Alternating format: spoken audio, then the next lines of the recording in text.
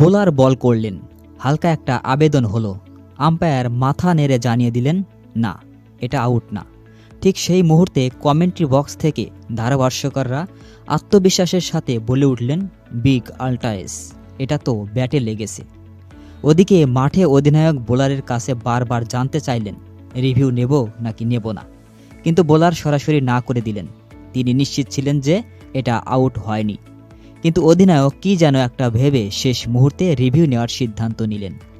ধারাভাষ্যকাররা তখন হেসেই উড়িয়ে দিচ্ছিলেন।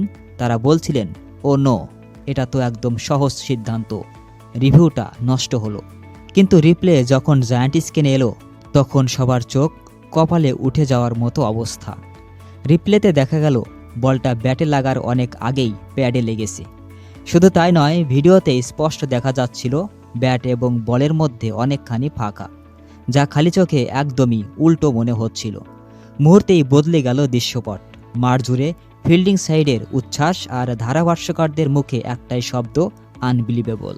এই ঘটনা দেখে বিখ্যাত ডিটেকটিভ কেটি পাঠকের সেই কথাটা বারবার মনে পড়ে গেল।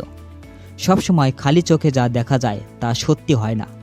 আসলে ক্রিকেটে হোক বা জীবনে মাঝে মধ্যে অদৃশ্য সত্যটা বোঝার জন্য আমাদের সাধারণ দৃষ্টির বাইরেও তাকাতে হয়।